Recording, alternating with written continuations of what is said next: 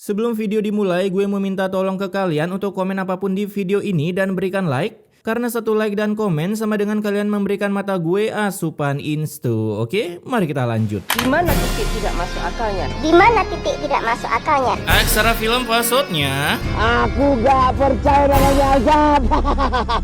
Hai guys, kali ini gue akan merangkum sebuah film yang satu-satunya limited edition. Karena pemainnya sangat susah dibanned dari dunia meskipun udah ditabrak dan ditiban pohon. Gila dah nih film. Oke, daripada berbacot lebih lama lagi, ingat komen and like biar gue dapat insto cuy. Mari kita gaskan. Kisah ini dibuka dengan seorang petualang yang baru pulang mengelilingi map Monopoly sebanyak 3 kali. Dan baru aja pulang sudah disambut oleh teman-temannya yaitu para minion sebab mengira Rudy pulang akibat tak dapat kerja di kota. Padahal sudah diberitahu kalau di kota kebanyakan make orang dalam. Rudy. Katanya nggak bakal pulang sebelum sukses. Tapi lihat, baru beberapa bulan juga udah pulang. Sampai mendengar bacotan dari temannya, Rudy sempat ingin baku hantam tapi ditahan karena merasa kasihan dengan si minion yang baru film dimulai udah lockout dari tempat syuting. Nah, ketika sampai di rumah, maknya pun memberi tutur kalau sukses tak harus pergi ke kota, melainkan bisa dengan cara membuat konten kegoblogan di kampung lalu viral dan diundang kemana-mana. Akibat percis seperti kata-kata si gurita pedas manis. Kenapa berita lokal selalu membicarakan hal bodoh? Namun mendengar tutur emaknya bukannya melakukan hal kegoblogan melainkan sesuatu yang membegundalkan. Karena rupanya tujuan Rudy ingin menjadi sukses agar bisa menikahi Wati tanpa Ronaldo yang dari dulu selalu membuatnya tersaknikan. Soal Wati, sebaiknya kamu lupain dia. Tepat waktu setahun kamu pergi ke kota, Ridwan itu melamar Wati. Oh, dari sini toh asal muasal Rudy jadi begundal. Begundal terlahir dari manusia yang baik yang ayang bebnya ditikung cuy. Mengetahui hal tersebut, Rudy auto menggalau dan langsung OTW nyamperin Wati yang baru aja disuruh pulang untuk adu mekanik. Dimana hati lagi sakit-sakitnya, Rudy lagi-lagi diberi sebuah tsunami fakta yang... Aduh, sakitnya minta ampun cuy. Emangnya kenapa? Kalau aku nikah sama Kang Ridwan, itu hak aku. Kita dari dulu berteman. Ciri-ciri manusia berbatang yang gampang baperan. Deketin cewek, ceweknya respon dikira suka, padahal ceweknya friendly ke semua orang. Acueks. Mendengar itu membuat Rudy semakin menggalau, hampir ingin bunuh diri, tapi sadar jika masih muda dihabiskan untuk bunuh diri, di masa tua mau jadi apa? Ya, jadi fosil. Terlebih lagi hidup lagi diambang kepunahan, keluarlah bacotan dari cangkem seorang emak-emak. Nggak dapat uang, ceweknya diambil orang. Ih, kasihan deh. Buset, cangkemnya lemis bener. Modelan gini nih yang suka ikutan demo di depan kantor KPU. Meskipun udah terkena makian oleh para warga kampung, jiwa-jiwa begundal Rudy rupanya belum terbentuk karena ia masih bisa dengan kesadaran penuh membantu emaknya mencabut rumput liar untuk dijual. Tapi setelah melihat yang beli adalah Ridwan, suami Wati, wajah Rudy seketika seperti nahan boker. Bahkan pulang-pulang melakukan baku gedik dengan tumbuhan yang tak tahu apa-apa dan melampiaskan kekesalannya ke si emak. Sebab telah membela Ridwan ketika mendengar anaknya menyebut-nyebut nama Ridwan BGST. Nah, di hari itu juga saat Rudy hendak healing, muncullah sebuah bencana alam yang sungguh real banget berupa bencana goyang dumang yang membuat para warga kampung lari ketar-ketir.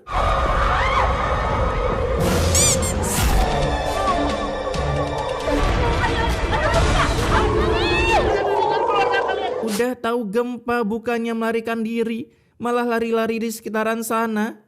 Hingga setelah beberapa jam para warga bergoyang dumang, di malam harinya akhirnya mereka bisa beristirahat karena berhasil selamat dari gempa yang ngespon secara tiba-tiba, termasuk emak ini yang ternyata juga selamat. Ya elah, tukang gosip bisa-bisanya kagak ke kubur hidup-hidup.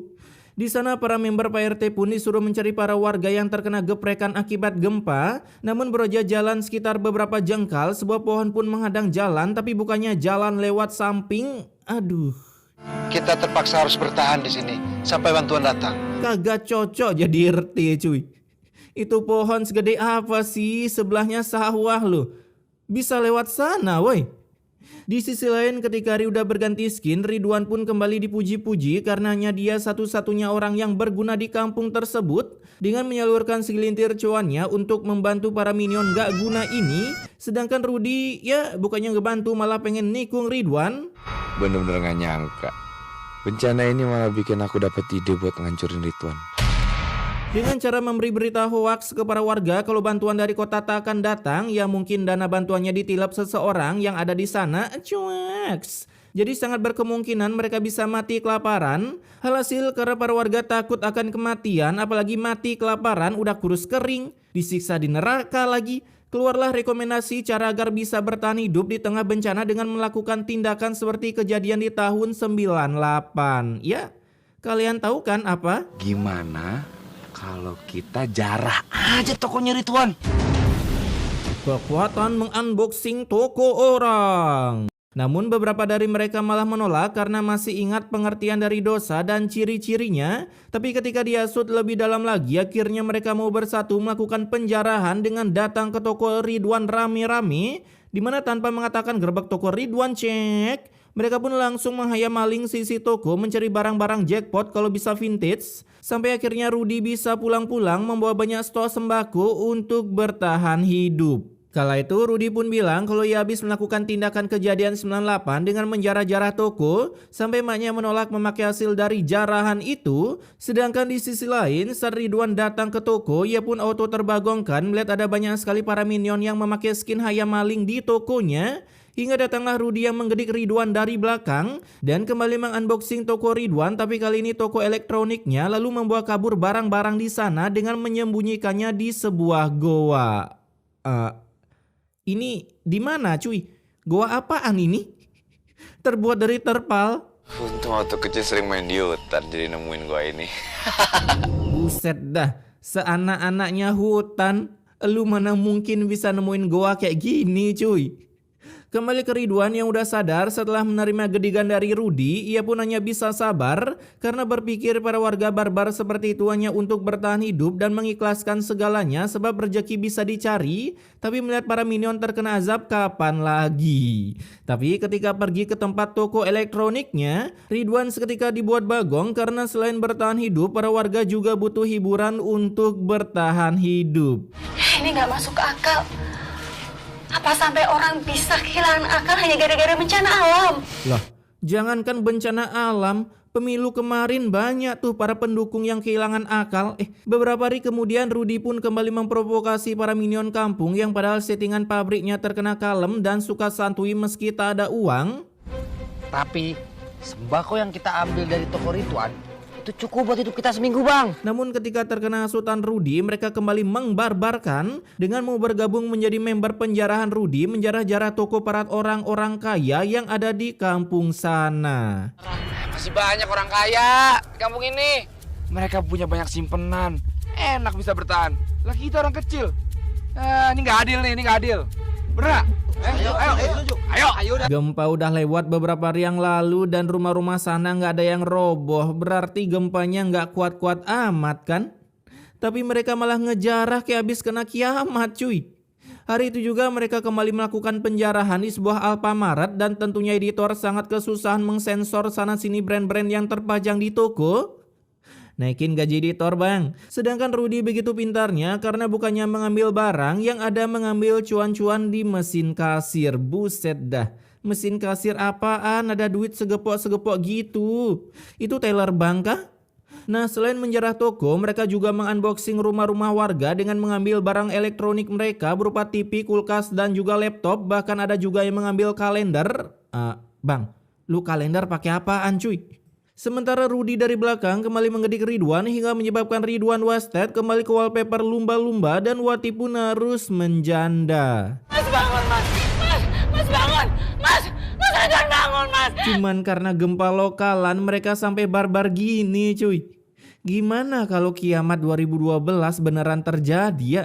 Bisa-bisa mereka pada lakuin hari melompat sedunia biar meteor kagak jadi nabrak bumi. Halo guys, kembali lagi bersama saya Just No Limit. Keesokan harinya setelah Ridwan terdelete dari dunia, para minion pun mendapatkan kabar kalau bantuan dari kota sudah sampai, di mana mereka mulai memberikan sumbangan yang mungkin udah ditilep sebagian.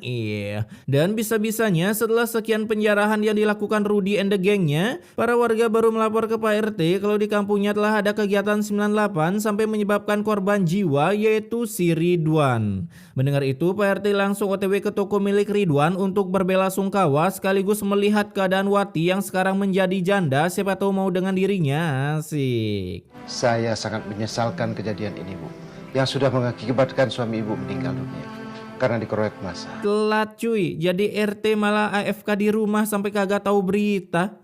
Tapi yang namanya bubur udah jadi nasi, Wati pun menyuruh Pak RT untuk menangkap siapa pelakunya agar bisa dijebloskan meet and greet bertemu dengan para napi kelas berat di lapas Nusa Kambangan. Nah, di sisi lain Rudy yang udah gacor parah dapat barang, ia pun mulai menjual barang-barang hasil gerebek toko orang cek ke bapak ini. Hingga dari kejauhan emaknya pun melihat kebegundalan anaknya yang selain menjarah makanan, anaknya juga menjarah mesin cuci sampai ke kardus-kardusnya. Buset, dah niat amat bang jarahnya. Barang-barang ini kamu dapatkan dari mana? Pakai nanya segala. Hasil setelah tahu anaknya adalah ketua guil gerebek toko orang, emaknya pun hanya bisa bagong dan siap-siap menjadi ibu tanpa anak.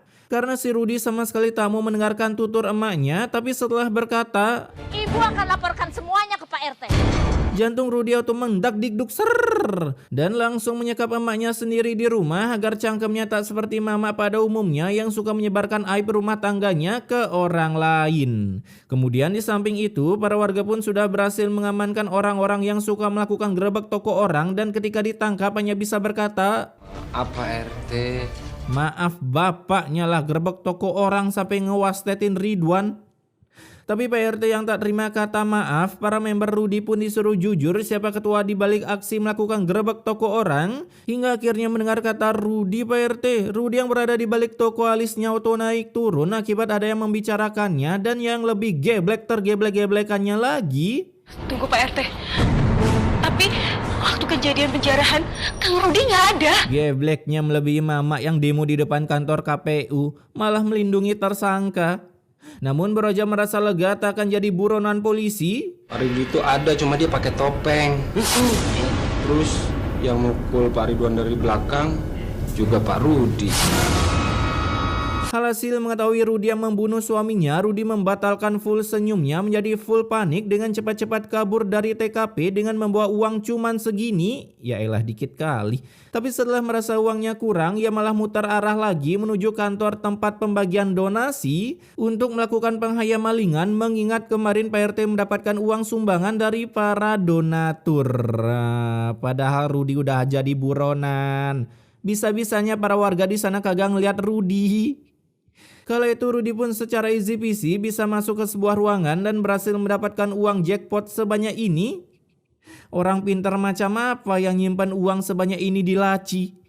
Tapi sayangnya saat akan keluar, kebegundalannya pun berhasil diciduk oleh para pegawai di sana. Sementara di sisi lain, Pak RT and the gang pun berusaha mencari Rudy di rumahnya yang saat itu sepi menyerang gak ada orang padahal emaknya Rudy lagi disekap. Dimana karena curiga udah manggil Rudy, main yuk. Pak RT pun langsung masuk secara paksa hingga berhasil mengamankan emak Rudy yang saat itu kondisinya terlilit tali layangan. Dan ketika disuruh jujur siapa yang melakukan kebegundalan ini, Pak RT pun langsung bergegas memanggil pasukannya untuk mencari Rudy, yang kebetulan juga bertemu dengan para pegawai kantor yang sedang mencari Rudy. Bapak, ini kenapa pada lari-lari? Saya baru mau ke kantor minta bantuan tenaga untuk mencari Rudy. Sama kami juga Pak. Lah, lu kan dari kantor Bambang, kenapa nggak minta bantuan dulu baru nyari? Nah di tempat lain Rudy pun sudah jauh kabur menuju wilayah Nganjuk City, tapi sejauh-jauhnya tupai berlari akhirnya lompat juga. Itu kan Rudy. Tolong! Hingga mendengar kata Rudy, kini semakin banyak para fans mengejar Rudy ingin mencoba tumbukan maut yang telah dipelajari setelah menonton Raden Kian Santang. Lihat sebelah sana coba Pak. Gak ada, iya. Namun beruntung karena mereka buta map, akhirnya Rudy bisa lolos dari kejaran para fans barbar. Lalu Rudy langsung bersembunyi di dalam gua tempat ia menyimpan barang. Bentar aku di sini dulu deh. Kayaknya aman di sini. Sampai keadaannya aman. Butuh perjuangan cuy bikin goa segede ini. Pakai terpal lagi. Tak berselang lama, Broja bersembunyi di goa, muncullah ulti banteng yang menggoyang dumangkan goa tersebut sampai menutup jalan keluar sehingga Rudy harus terjebak di dalam sana untuk waktu yang cukup lama. Aku lapar. Aku nggak mau mati di sini. Aku nggak mau mati kelaparan di sini. Oh, jadi ini toh azab suka nimbun barang jarahan. Matinya tertimbun di dalam goa. Kala itu Rudy pun perlahan demi perlahan membongkar bebatuan yang sungguh real banget ini agar dirinya bisa keluar. Dimana setelah berhasil keluar, Rudy pun melanjutkan pelariannya sambil terngakakkan terlebih dahulu. Sekarang aku bebas. Bebas. Mantap sekali efek jedak-jeduknya. Nggak ada yang lebih brutal kah? Dan setelah ngakak langsung password mobil SP Intel karena orang gabut mana yang naruh mobil di tengah hutan terus kagak dikunci woi. Setelah masuk ke dalam, Rudy pun langsung kabur akibat pemilik mobil begitu gabut meninggalkan kunci di dalam mobil. Tapi di tengah jalan mobil tersebut malah hilang kendali yang sepertinya Johnson ogah dinaiki oleh Rudy. Hasil saking kencangnya mobil itu, Rudy pun sampai menabrak sebuah pohon. Nah, ini mobil. Nah, ini mobil.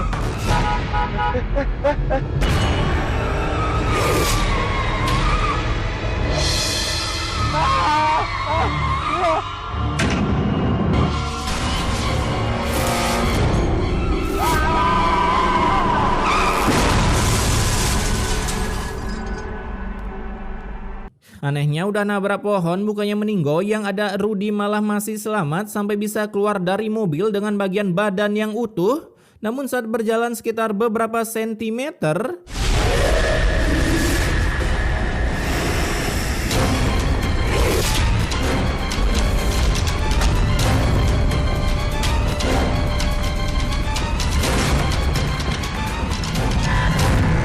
editor pun menggiveaway-kan Rudy batu seukuran batu ginjal yang langsung menggepreknya meskipun tetap saja hasilnya nihil karena Rudy masih tetap hidup. Buset dah. Manusia macam apa ini? Sungguh melawan hukum pemeran film azab. Badannya udah berevolusi cuy, nggak kayak tanah liat lagi. Aku gak percaya namanya azab. Aku gak percaya namanya azab. Mana aku gak takut. Tapi sayangnya setelah mengatakan password azab, batu ginjal pun kembali menggeprek Rudy hingga akhirnya ia bisa mengembuskan kentut terakhirnya. Dan jasadnya berhasil ditemukan oleh para warga setelah menggunakan indera penciuman Akamaru milik salah satu warga. Nah, singkat cerita, karena sto gue menipis akibat beberapa dari kalian gak mau komen, makanya komen woi. Kita langsung saja ke adegan saat Rudy dideliperikan ke pemakaman menggunakan tandu UKS. Kenapa tandu UKS cuy? Dimana di perjalanan mereka harus disambut oleh bencana gempa lokalan karena atlas yang menopang bumi lagi mantap-mantap. Sampai membuat para warga bergoyang dumang ke tengah sawah untuk waktu yang cukup lama.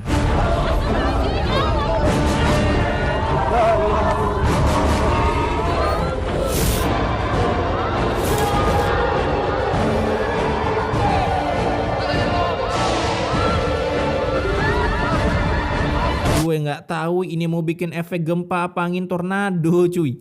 Setelah selesainya gempa lokalan itu, mereka pun akhirnya bisa melanjutkan perjalanan hingga sampai di tempat Rudy akan dimakamkan. Namun lagi-lagi ketika baru sampai, sebuah angin topan pun menerjang mereka, membuat mereka harus bergoyang lagi padahal nggak pengen goyang. Terlebih lagi jenazah Rudy yang tergeletak di tanah. Tiba-tiba tanah itu pun retak terbagi dua, lalu jenazah Rudy masuk ke dalamnya dan akhirnya jenazah itu terkubur mati-mati secara mandiri. Baik, Rudy masuk ke retakan tanah.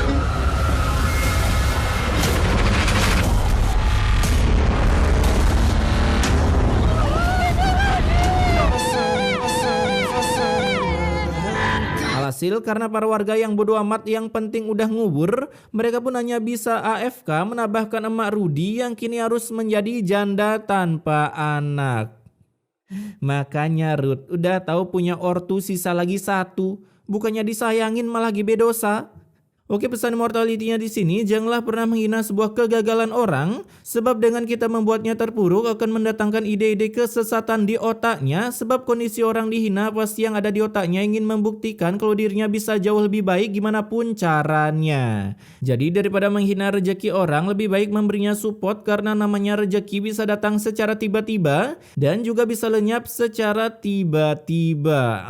Asik, tapi intinya stay wak-wak guys.